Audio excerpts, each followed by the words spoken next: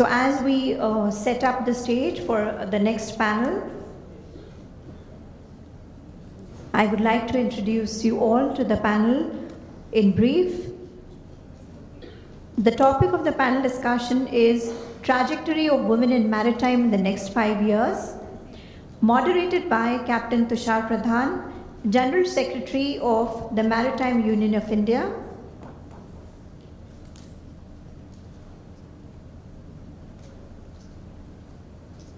Our fellow panelist here, Mr. Vishwanath Kamath, representing TSN Rahman, Captain Dinesh Jairam, General Manager, Fleet Personnel C-SPAN Crew Management India Limited, Ms. Aishwarya Gupta Pilankar, Managing Director, Nautical Marine Management Services Private Limited, Ms. Sanjam Sahi Gupta, Director, Sitara Shipping Limited and Founder, Maritime CEO, Ms. Ambika Singh, Senior Marketing Manager, JNPA, Jawaharlal Nehru Port Authority. So I request, our stage is set, I request the moderators and panelists to please come forward.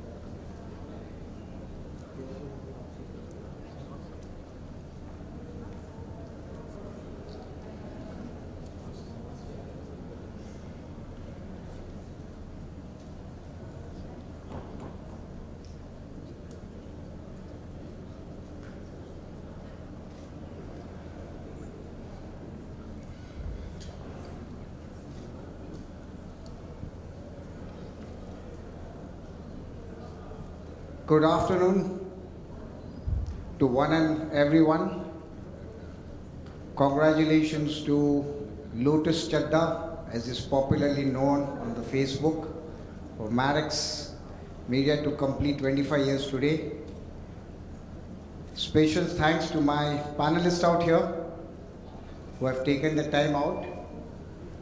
And we have been now curtailed down by 10 minutes. So before wasting any time, as they are already being introduced by Dr. Radhika, let's get going. We hope we get your support from the audiences, and we will leave some time for you all to throw some questions to the panelists. So I'll start with a very eminent person to my right, Madam Sanjam Gupta. I hope she doesn't mind that. A veteran, and who is very popularly known in IMO also. Sanjam, I have a question for you. You have done a lot of research on women in maritime India. Could you shed some light on what your findings were? And also, how does diversity contribute to innovation and success in this field? So they are in two parts.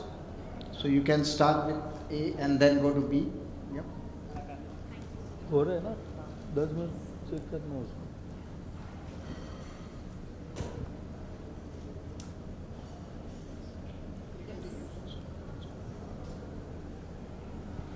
Thank you so much. Good afternoon, ladies and gentlemen, and congratulations to Marix on their milestone achievement. So, in answer to your question, I wanted to share some statistics from the Maritime Shrio survey. In 2019, we conducted a survey on 200 companies across all maritime verticals, and what we found was that only 20% of the employees were women, 17% of women were on the board of directors, and just 5% of women were CEOs. 90% of the companies complained that applications for women were poor, but zero companies had a defined share of women in top management positions, no on-site childcare. Only 1 to 5% had flexible working hours, special allowances and benefits, and only 5 to 15% had training, mentorship and leadership programs. 15 to 25% had maternity benefits and safety and security measures in place. So no wonder the job applications were poor, because companies were really doing nothing to support the women. Then in 2020, we did a study on the business case for diversity, and we found that companies having a higher number of women said that they had a higher productivity, profitability, better teamwork and greater innovation. But sadly, women don't get the opportunities. We basically have an industry in which half the workforce is not allowed to run at the speed they can. It's basically half the workforce that's going around with their leg in a plaster. And we continuously keep asking these women, why aren't you running faster? Why aren't you CEO? Today, when half of our prospective workforce aren't given the opportunities they deserve, what our industry needs to prosper, we expect better. And I appeal to everybody here to ensure that everybody pledges towards gender equality. Because everybody here wants a more prosperous industry where profits are bigger and higher. We can have detailed arguments on how this growth comes about, whether it's environmentally sustainable, but these are second-order questions. Imagine work where there was gender parity. Even in nations, it's proven that GDP would go up by 25%. Therefore, not giving women equal opportunities to work is a crime against economics and common sense. Even if we want to make, our industry and our country better, then let's give it a big boost by letting women participate, even at the inequitable terms that they can participate, because we know that there's a 23% pay gap in identical jobs globally. So whether it's a developed or a developing country. And if we rank countries on how well they treat women, and if the maritime and the ports industry was a nation, we would rank at the bottom. We don't want to rank at the bottom. We definitely want to do better. So coming back in terms of participation, we are letting women into the workforce with one hand tied behind their back. Letting them participate in equal terms will increase productivity, not only existing workforce productivity, but what we think today, the most advanced technology is the impact we're looking at. So even before the idea that equality is a good goal, whether it delivers economic growth or not, but even if you're cynical enough not to believe in the idea, let's do it for economic growth, let's get gender equality, let's talk to others in the industry, because we have a lot of catching up to do.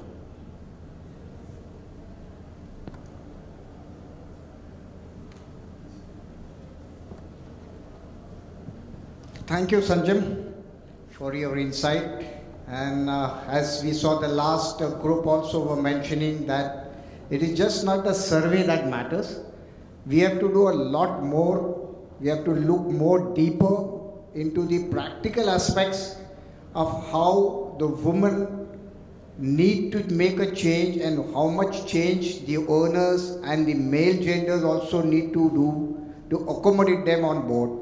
You have to get them as your colleagues, and unless the industry does the changes, I think the figures are never going to make any difference. Going ahead, let's go to our next speaker. The next panelist to my left.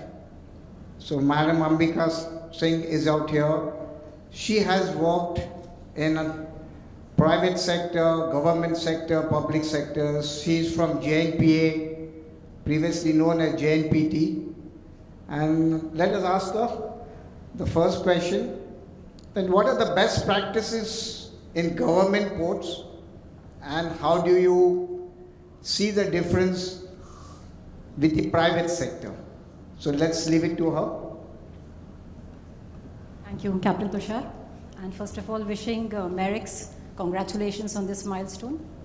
So coming back to the best practices. So there are two basic things. First of all, there is no discrimination in recruitment. So all the roles, all the selection, the recruitments are as per the R&R guidelines, the rules and regulations for that post, for that vacancy. So we don't discriminate as per gender. Secondly, coming back to the most critical aspect, which we heard a lot in the earlier panel discussion, the maternity leave.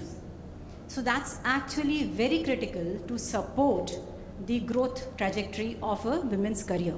Because there comes a phase where, she has to switch, or maybe a social image or self-image, the satisfaction that we get is by doing these all roles. As a mother, my duty is more important or more satisfying to me. If I go to any forum and they ask me, are you working, if they don't know me, whether I'm working or not. So for me, it's like, yeah, I'm a mother who is also working. So always that part of my role is more important than what I'm doing at the port. So we have a 2-year childcare leave, which is over and above your 6 months maternity leave. So this 2-year childcare leave, 730 days, you can take till the child turns 18. This means a lot to us. And this you can take every year in 2 span with minimum of 15 days.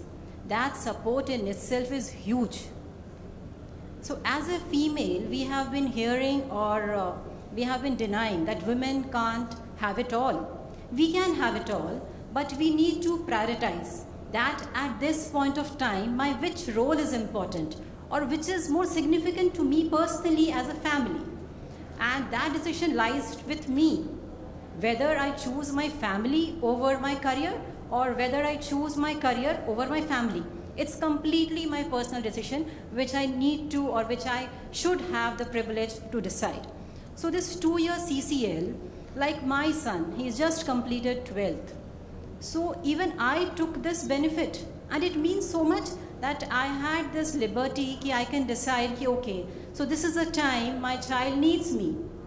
Though if a child is in 12th, the entire studying and everything he has to do himself. But as a mother, it makes me comfortable, even my child comfortable, that during this critical time, my mom is here, she's around. And it's not that you're shut out from your job. Even from work, even from home, my work was going on. Though with the CCL, so I could do justice to my both the roles. So these are the things which is, I feel is the most critical that as a port sector, as a government port sector, we extend to our female employees. Thank you very much, Madam Ambika. You emphasized on what can be done, especially with maternity leave. I think this part is missed out, and Captain Madam Anuradha had also specified that this should be looked into, and that's very true. There is also a concept, if the women seafarers, when they came back after a gap of 26 weeks, are they going to be confident and comfortable to come and work? Well, this is a myth which I don't believe in, because when boys go down for examinations, they even stay 1 year, over 1 year, before they go back to sea. And if they can deliver, and you can accept them, even if they have been over 1 year at home, then I don't see why the females cannot be accepted after 26 weeks. It is within us that we are putting a barrier for them. And we have to overcome that. We need some sort of a legislation for this. And if it is then put it in writing, I think all the companies will change or mend their ways to welcome the female seafarers on board. Going forward, let's go with Sir Kamath, he doesn't need much introduction to be given. Ex-Vice Principal of T.S. Rahman, and he has been more associated with the training. They have been going, T.S. Rahman has been going villages to villages in tier 2, tier 3 cities to recruit women ratings, and they have faced a lot of, I can say, barriers, more so from the families to let their girls come out. He has a lot of statistics, and I will leave it to him to speak for the rest. Yeah. Thank you, sir. Thank you, Captain. Good afternoon, everybody. First of all, let me thank Captain Chadha for giving this as opportunity, coming here and explaining our stand sometime or what we have done in maritime industry. First of all, I thank also Director General of Shipping for giving us one of our slides for presenting here and what efforts we have taken to introduce Women in Rating program. Women in Ratings, that was the situation in last year, January to June 23, there were no women rating on the ship. So taking a clue from IMO and also DG Shipping that we started a program of Women in Rating, and we had to really struggle for it. It was not an easy task. Also getting people or girls of the right attitude for the work. Since Women in Rating is a work is a little labor oriented, it's hard work, unlike officers, where is a minimal work on the physical work, but it is a manual work on the rating side is more. So we had to select the areas how to go about it. We went around, most of the first batch was in July 2023, and we had to almost visited Maharashtra interior, Himachal and Northeast, and we went to around 29 schools, girls schools, and we addressed about 1800 girls about the career at sea as a women rating. Here, after this, we got almost 113 applications for our filling up the admissions. Out of that, only 53 or something they appeared for CET. We had to maintain the same standard as the DG Shipping has laid down. So out of 53, we could get only 22 as the cadets. Luckily, these all were sponsored. Our main sponsors were Merck's, then Synergy and BW. And I'm glad that they finished their training, and more or less about 17 girls are already on the ship. This is one. Second batch was started in month of January this year. For that also we had to go for 8 states. After that, Maharashtra, Himachal Pradesh, Assam, Manipur and Nagaland. These are the states we went out of 8 states. And here also same, we had to educate almost 1300 girls to get our our programs, support our programs, and we could get only 21. Applications were about 119. Almost 30 or somewhere appeared for CET and 21 were selected. Now we are in the third phase, that is which will start in July 2024. And we are on the same girl, on the route, we are doing on the same. So far we are lucky that our application we have received 130 plus. And we have selected around 30. This is the situation, and as Captain Tushar was saying that what is the difficulty we are facing, that is the 4 main difficulties we are facing. First is parental consent, that is parents are not sure that their girl child will be safe on the ship. So that is first reluctance. So we had to give the assurance. We took with our team which was going around with this canvassing or introducing to the girls for the shipping. We took our DNS lady cadets who has finished the course almost and they were ready, and some lady faculties, 2 of the lady faculties we took around. We took them to assure that women are already in shipping. It is not a new thing, but it is already there.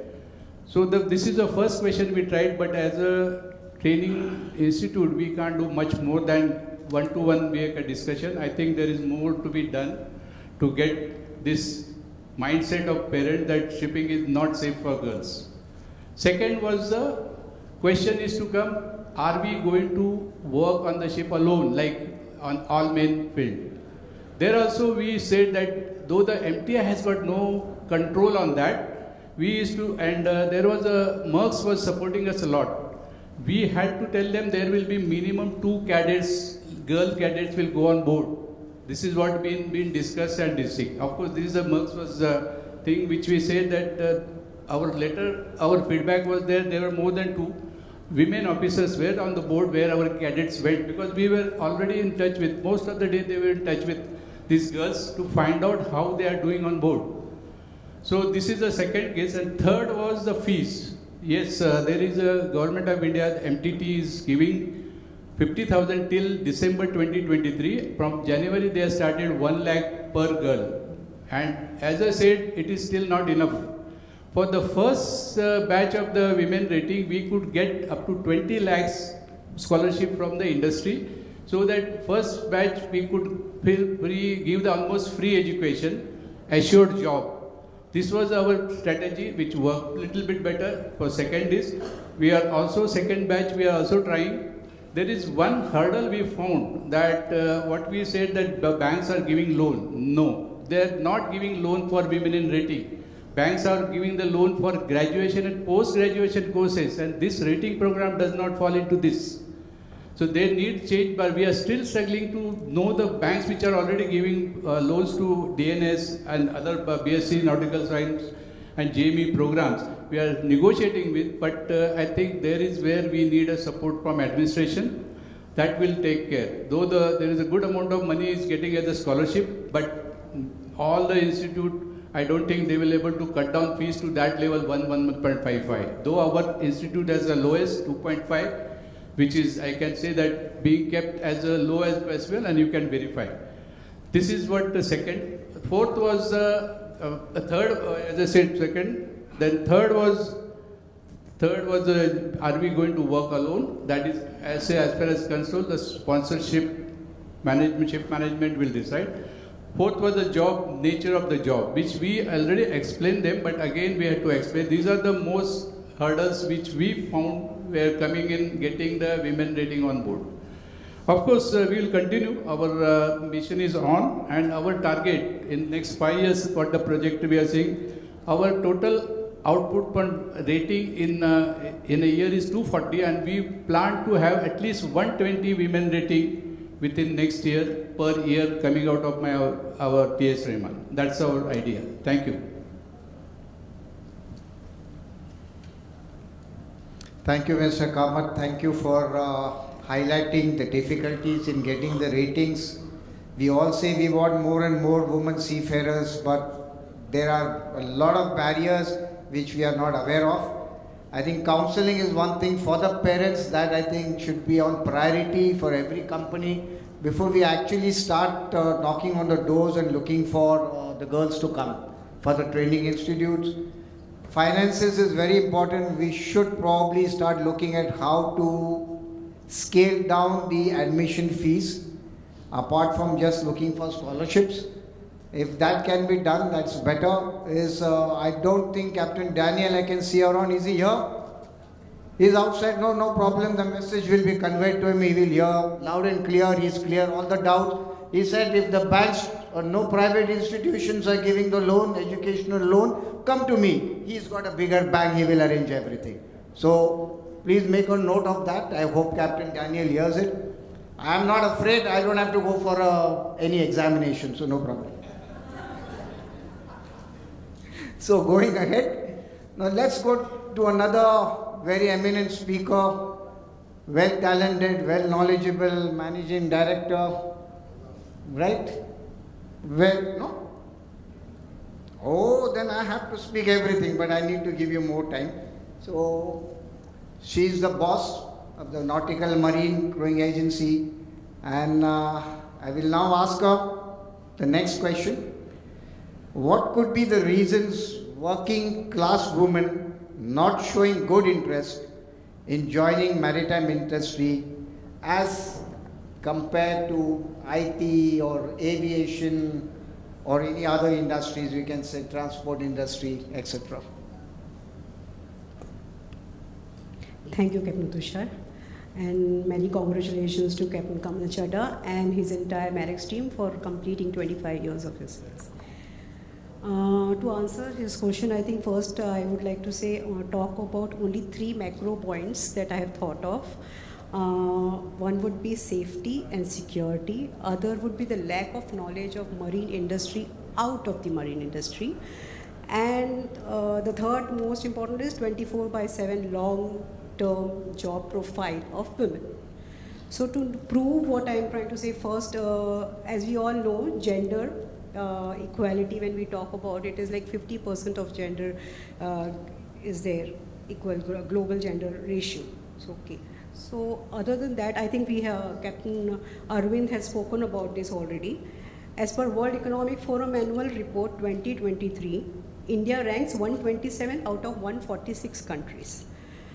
Okay, and the global gender gap scores indicates the modest growth, which is of 0.03%. So if we still continue in this rate, it is going to be taking more than a century, which he precisely sold, 131 years, to reach to the equal parity of gender that we are talking about. And if we work in this speed. But while talking about all this and then talking about all this speed, the thing what I always see is we are never talking about the negative aspects inside the industry, outside the industry. In the sense, when we are talking about females in the industry, how many people actually talk about negative points in these aspects? Outside, or where are they published? Are the female coming ahead of their issues in the industry itself? Do we have a cell where they can come do and give their grievances and all? So we don't have such, and even if there are grievances cells, there are no counseling happening. There is no team where we can see them coming up, and a team which is providing them not just counseling, a legal advice, and so many more things which they can then come out with it. So the other point, I think the Oxfam Indian Discrimination Report, which states that the inequality of women in social categories are not due to education or lack of experience, it is discrimination. So these are few points that I wanted to come up with. I think by saying this, I am providing you the reason why safety and why the lack of knowledge of marine industry inside the marine industry is all. We are always talking about marine industry inside. Now, how many people over here are outside from the marine industry? I think, Ms. Dan, there are very few who are here. Can I really see anyone who can raise their hands and say they are out of the marine industry? No. So that's what I think the challenge is, to reach to those people, to reach to those females who are out of this industry. And I am sure Captain Daniel is one who can promote, not Captain Daniel, I'm so sorry, I'm talking about Captain Kamal Chadha, who can promote these things out of the industries, so that, the people who are the female who have not been reached, as Captain Kamath already told, we are not able to reach. He's going with 1,300 and 1,800, not able to find 21 girls. It's not something that we are looking at. We definitely want to reach there. Now how and what, I think maybe if I have more time, I'll talk about it later. But I think I'll end with this. Thank you so much, Captain.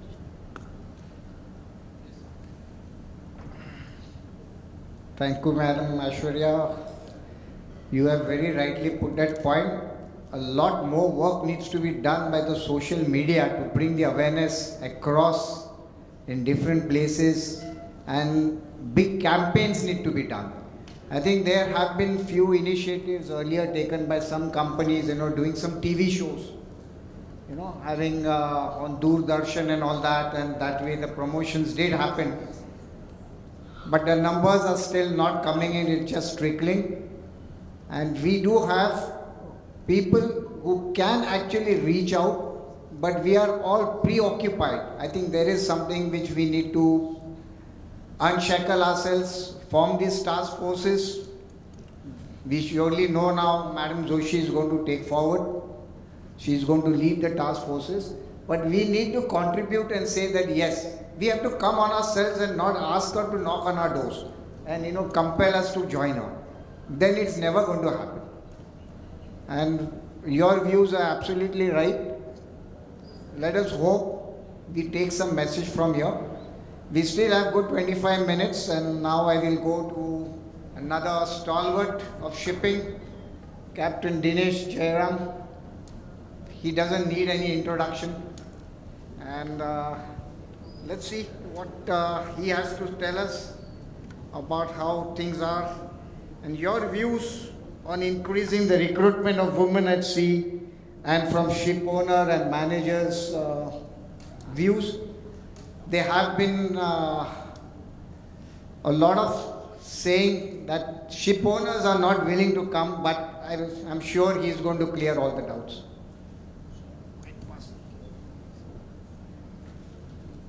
It's working, okay. Thank you. Thank you, Captain Pradhan, and thanks to all the panelists for all the inputs and also the people who spoke ahead. So about recruitment per se, to increase women from a ship owner manager perspective. So it's not only women, there is the industry is facing a huge shortage of nearly 90,000 seafarers by 2026 as projected by PIMCO, out of which 26,000 is going to be officers. So there are huge scope for men and women to be recruited. Now, mainly the public attention to seafaring is negative. All that we have been doing, it's probably not so effective. One of the reasons is looking at marine disasters, human trafficking, whether it's piracy or abandonment of seafarers, the general loneliness at sea, and a seafarer who generally spent 10 to 15 years at sea, and there's marriage, there's family, concerns on mental health, all these things that affect. So we as stakeholders in Maritime have to make that change and change that perception, as there is a better side to this as well. Okay. So some of the people have mentioned earlier, so it's pretty similar to that we should look at targeting especially schools, where there are girls schools, to impress on the girl students, especially primary and secondary both. And not only the students, also the parents, teachers, and some of the companies have been doing this sporadically, and also the MTIs have been doing this, but this is not giving the right, the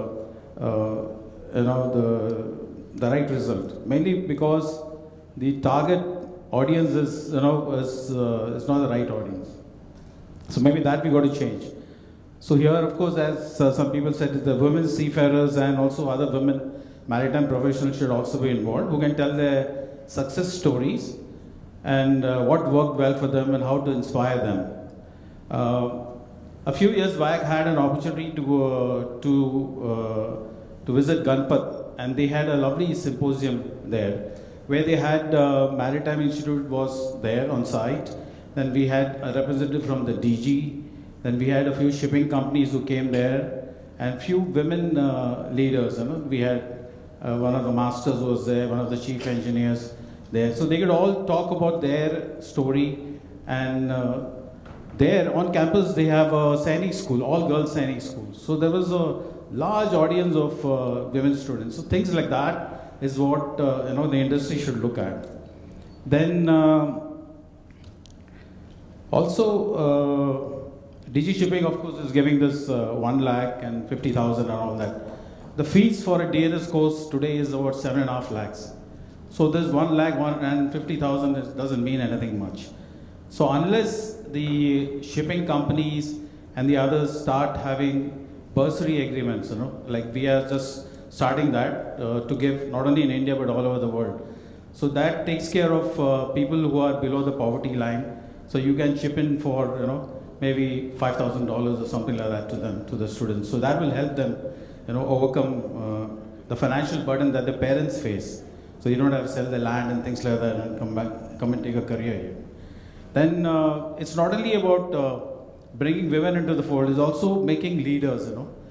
like having a leadership accelerator program, something like what Sanjam is doing. In fact, we are partnering with Sanjam for that as well, to have some of our women seafarers undergo this program that she's running. Then social media, as you said, sir. I mean, this audience is very limited, but whatever we are speaking here, it's going to reach, in distant places. I'll give you a little story where we had a girl career who came for an interview, and I was sitting in one of the panels, and then she came and asked me, the first question she asked is, who was Captain Jairam? So, though I was sitting there, I asked her, what's the reason for asking this? And then she said that I saw some videos and heard some things on, seminars, and next to that she was, and she loved what the interaction and whatever was presented. And then she is from a very remote village, very distant suburb of Meerut, So somebody from there could make a decision like this and look for a career at sea. Of course, we hired her. And then later on, when I went for a vacation after 2 months or something like that, I was going to Jim Corbett. So I made it a point to detour and go and visit her at home and say hi to her parents, to give her that confidence that your daughter is joining the right company and she'll be taken care of. So it's this the power of social media, that we underestimate. So we should use this, to go ahead. Then removing biases. There are over 140 biases which are listed. We all have biases. So biases in hiring also is very, very important. In the essence of time, I'll just run too quickly some few things. One is, the good thing that happens is the internet now. Most of the ships have Starlink and they have broadband on board. That makes it very easy, and that helps the people on the ship to connect with the families and others. And another thing that the company should be doing is having a very strong ESG program, the environment, social governance. So when you have a good ESG program, the S, that is the social part, automatically a lot of things are measured, and you look at it on a year-to-year basis, whether it is gender parity in the office or on the ship, and whether in senior positions, junior positions, how the company is faring, and what you should do to improve that. Then women want no special treatment. All the women that we have hired, because we've been hiring women for 11 years, and I've been in the company for 21 years. And they upfront tell you that we need no special treatment. Treat us like anybody else. And then by cutting out about 50% of the workforce, we're not doing justice to this industry. Also, COVID has pushed us back for various initiatives that we have taken. But now with decarbonization and semi-autonomous ship, we're looking at various new fuels, so new training, new technologies. There are greater employment training for younger minds to come into this workforce. So all this is very positive, and all this will help recruitment in general. Thank you, Captain Pradhan. Thank you, sir. And very nice gesture on your part. Very few would do that, of going and meeting some person who was not even part of your company. And bravo for that. I hope we take a clue from this. This is how we win hearts, and this is how the message will be put across, that it's a warm welcome in our industry. Now let's, we just have 6 minutes, maybe a minute each or a minute and a half. One shot, fire on for, let's not keep the same cycle. And I had with Madam Aishwarya. Okay. This is, how do you think one can promote shipping industry in terms of women participation, not just as seafarers, but in ways of supporting the maritime industry? Thank you once again. I'm not sure how much I can include them, not just as seafarers, but also as a part, because I think we are part. Let's take that that we are definitely the part of shipping industry, and we will have much more people much more females joining, because we are good. I don't want to sound arrogant, but this is how it is. Okay, so the 3 points that I think again I am going to put up is education. So education, when I am saying about education, it is not at the level of training as DNS and all, but at the level of primary, which Mr. Captain Dinesh just pointed out, primary and secondary level. The education is we need to put some stories, some chapters, and with the help of obviously the administration department of our DG shipping, and with the collaboration of education ministry and all that, to have some more stories, some more knowledge about shipping into the primary and the secondary education system, so that it's not just about female, it is about males. I don't know how many people, you know, it's traditionally like you have a seafarer and you have somebody in family, and then that's how you join shipping. That's now not only the way, because you have stories of aviations and ITs that are written down in the books, you know. So you can have those chapters in different topics, from economics to maths, just a small sum which tells you how nautical miles is and how to calculate nautical miles, like we calculate the speed of on a road and things. You know, these questions just build up a reason why you feel like you should go into this career option of marine world. So with these options, and then I think even general science, knowing more about shipping, more than economics, history of Indian history, Indian maritime history, if we are able to put something there, even in the physical activities like we are doing NCCs and all that, there we need to train, we need to have mentorship. Okay, and other than that, I think the administration need to have a team. Again, I spoke about it in my last thing, a team which shows where we need counselors, legal advisors, as well as mentors. And female mentors, female legal advisors, not only to come up with the grievances, it is day-to-day issues that a female must be facing on board the ship. They may not be able to go to their own colleagues on board, but if they have somebody where they can reach out for these reasons, they can get counseling, they can get legal advice, and not just that, but also the actual working advice from somewhere who is a mentor. Then that will help. And obviously the promotion in the media. I think the media has to reach out as much as we can. To reach to unreached is what I think is important. And for that, I don't think we are doing enough inside the industry for sure, but we have to do something outside the industry. And for that, I will really want Captain Kamal Chadha to move ahead in this direction, and I'm really happy the way he's already doing it, but I think we can still have lots and lots of way to how we can go ahead with it. To end this, I think invest in women, as he said.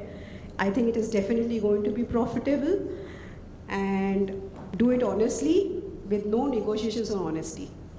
So that's how. Thank you so much. Thank you, madam. Wonderful. And Kamal, a lot of load on your shoulders, so be prepared. Since it's a women's program, we are running short of time, just 3 minutes, I'll fire. I have still 2 more beautiful ladies, left and right. I'm a lucky guy today. So my next question to Ambika ma'am.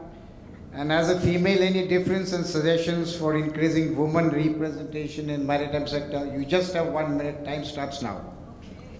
See, we don't get enough time to.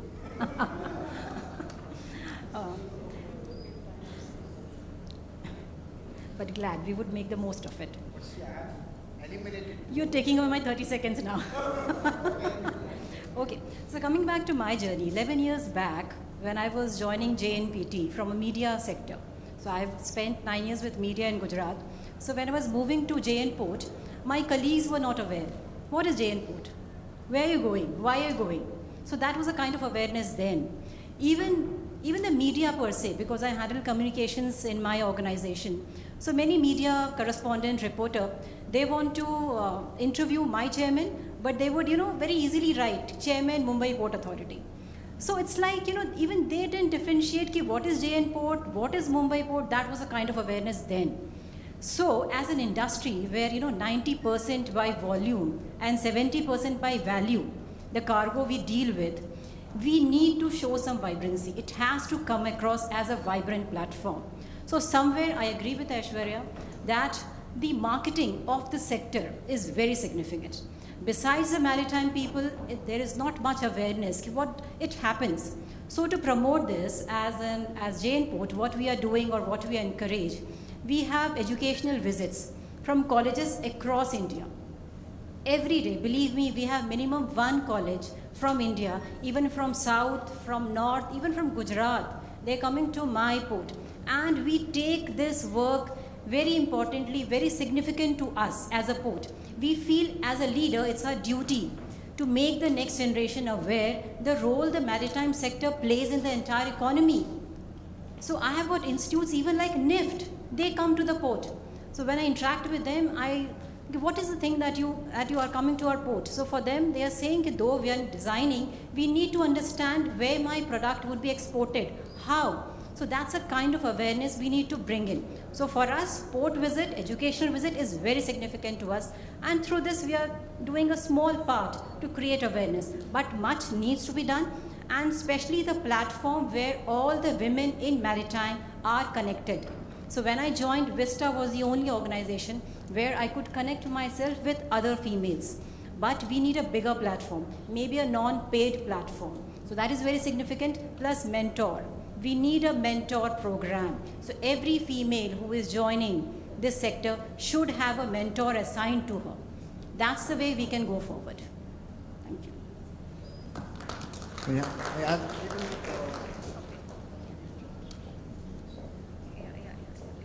And lovely, well said, madam. And now let's go to our last speaker. And that I leave it to Vista person. And let's see what Sanjay Gupta has to say. I think a lot has already been said, and since we're short of time, just wanted to say that we need to make sure that the women who are there in the room, there's a responsibility on the women and the men in the room. For the women in the room, I'd like to say, especially with leaders like Mrs. Joshi in the room, we have many firsts to her credit. But we all have the responsibility to make sure that we widen the path for other women to follow in our footsteps. So that's our responsibility, as Ambika said, to mentor and to sponsor women, to share our stories that other women get inspired. And for all the men in the room, you all have to be allies. You all are very important, play a very important role. Please be allies and encourage more women around you. I think only together we can have a diverse and more successful maritime industry. Thank you. Thank you, Madam Sanjam, lovely said. And just to sum up, I think we had missed out the very vital point which they said here was mentoring and the leadership role. The women, definitely they have multi-skills. We all know from our mothers and our wives. I think if you give them this opportunity, they can do a lot better. Among the women leaders whom I adore the lot is none other than the Scindia person, the lady in my life too, Madam Sumati Morarji. In those days, if she could be the owner of the company, the MD of the company, and have a fleet of over 70 ships, I think, why are we not having the same female leaders now after decades and decades? I think she is a role model for me. This is just an example. I hope you all take it that way. Encourage more and more women seafarers. Don't fast track them for promotions. Give them the due respect. Get them up. Give them the guidance. Mentor them thoroughly so they become the future master chief engineers and onto the board of directors. Thank you very much everyone for listening to us. And now we leave the floor, Dr. Radhika, for questions you have. No, you don't have time. Okay, there is only one question from Shaukat. I hope you don't mind. He's another media guy. We need him for the awareness. So let's give him that concession. Oh, one more there. Another media? No. Okay, anyway, we'll let both of you have. You have taken your time to come in.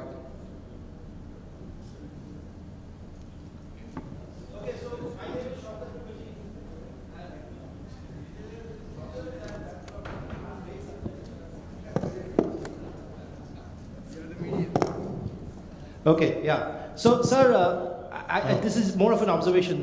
We have been hearing these kind of women-centric discussions over a long period of time right now.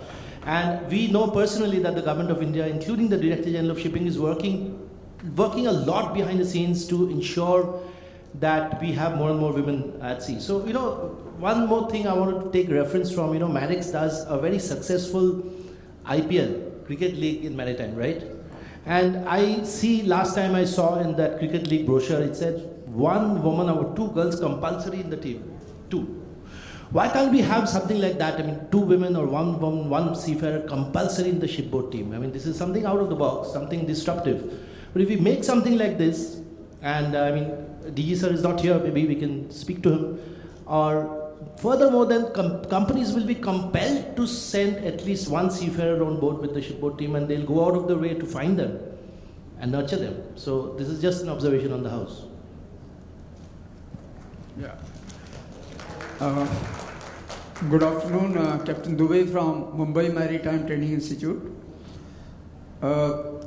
See, when we're talking about this topic of women in maritime, on the back of our mind is how to increase the number of women candidates, women seafarers in maritime industry. Many suggestions have been given, which I don't want to go through so much in detail, like awareness, good point there. Training in gender sensitization and SASH, which is IMO requirement now, is already going on in maritime training institutes. That's a good idea to make people aware. The boys and girls, both of them, they're being made aware of and being made more gender sensitized. Now, Captain Dinesh Jairam has said that we have to treat the girl candidates equally. I have got a bit of difference in that. You have to promote them. There has to be a bit of leniency, a bit of allowance given to the girl candidates. For example, the reservation itself. We must have some reservation for the girl candidates. If you're not able to fill up the reserve category, you can take the boys in that place. Second thing is flexible contracts. There's something, compared to the boys, the girl candidates may have flexible contracts because of various situations and conditions we are already aware of. Discounts to girl candidates in competency institutes. I just want to say that we are already having a 25% discount to all girl candidates who are enrolled in MMTI. We also have one more point to make, what Mr. Kamath has just said. The rating candidates. If you don't take the rating candidates who are having eligibility to go as second mates later on, they will remain as OS and AB for the full life they will be at sea. Therefore, we have to be careful in taking the girl candidates for the ratings who are having the required eligibility for being second mates. That means they are more than 40% marks in English, in 10th or 12th, and they are 10 plus 2 in PCM. If they are like that, tomorrow after completing their 36 months, they can go as NWK NCB, then second mate foundation, second mate function, and they will be second mate, chief mate, and masters later on. But if they don't have those qualifications, they will remain as OS and AB. That's not a good scenario as far as they are concerned. Thank you.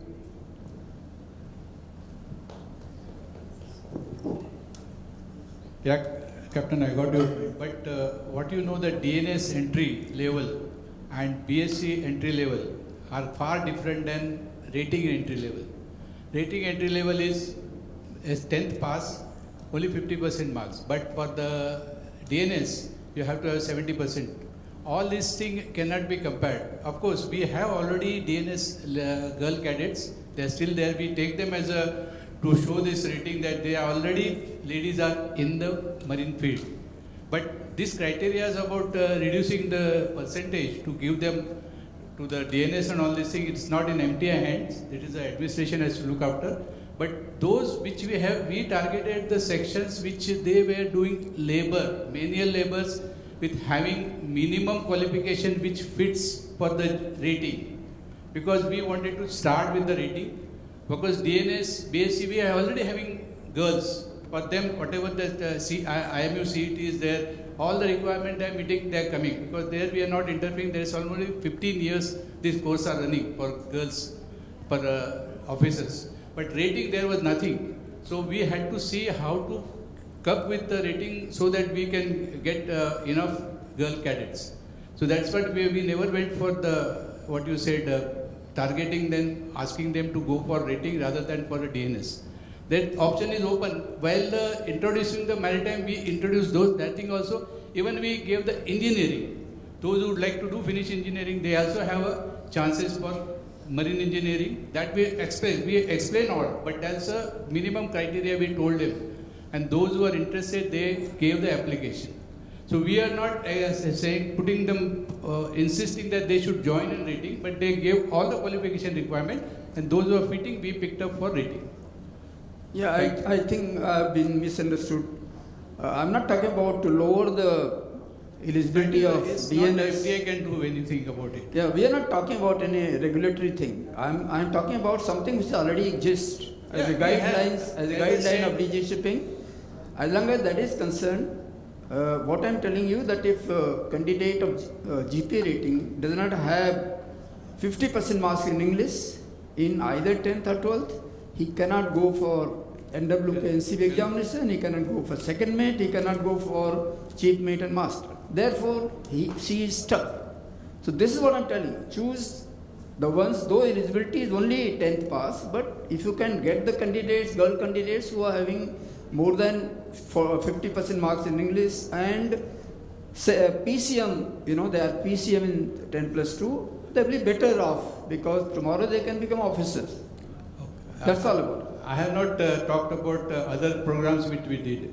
We are encouraging our GP cadets to go for coastal vessels to go for NCV officer grade. It is their route. We are first at Ambuja Shipping. We have already put our GP rating to go for the NCV rating, NCV officers course, which I didn't discuss because that was not the topic here. But this we encourage. We are not waiting for this. We are giving all the opportunities for our cadets how to go up and in their rank. So no, I don't think anybody has talked about GP rating sending it to the NCV, but we did it, and they are already on board of Ambuja Cement. Thank you, sir. So, Dr. Radhika, can I give a Dr. Radhika here? Here, behind you. Okay. So I need 30 seconds to tell you a nice story. Okay, it's against a real story. We all like it. So this happened during recruitment. So one of the girls, I asked her that why do you want to join C? Why do you want to come in a man's world? And did you have any difficulties coming in this career? So she told me yes. So I said, what is the problem that you face? So she said that she was very focused and keen. She wanted a career at sea, but her parents were dead against her. So she managed to convince her mom, and then the dad said, "Over my dead body, you're joining." So she was focused. She did everything, all the whatever entrance exams and everything on her own. She booked her ticket, and she also booked her parents' ticket without telling them. And then the day she had to come to the campus, again she started telling her parents, and the parents said, no. Just about like 4 hours for the flight. Finally her dad relented. They all came to the campus. She took admission and she's joined the ship. So there are some women who are motivated, and these are real stories. When you talk to them and you hear them, and I hope we can get more women like this in the maritime, and that's why we will have more success. I hope you like the story. Thank you.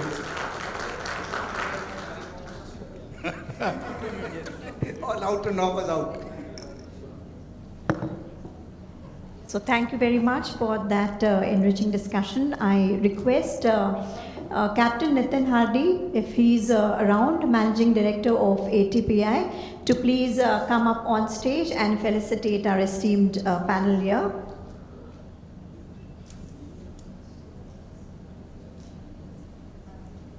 So we have Captain Tushar Pradhan, who has moderated the session very well.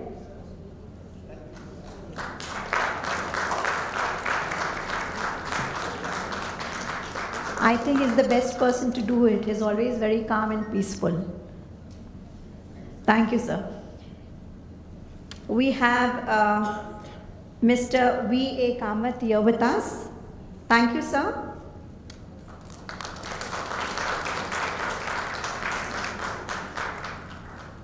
Your experience really makes a lot of difference to this panel. We have Ms. Sanjam Sahi Gupta, a pioneer in inclusive and diversity studies. Thank you, ma'am, for your contribution. We have Captain Dinesh Jairam, sir. Thank you for all the wonderful stories. A great inspiration to all of us here. Ms. Ambika Singh ji. Thank you, ma'am, for your crisp and very peaceful demeanor. Thank you.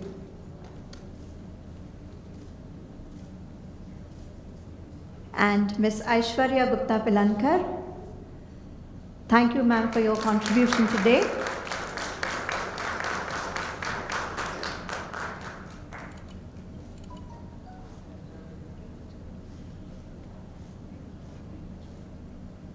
Captain Hardy, can you please wait back for a group picture? So I request the panel to please come forward for a group picture, please. Thank you. So while the group picture is being done, I request my team to put up the results for the debate. So let us see how many feel that enough is being done, and there are some who still feel that there's more to be done.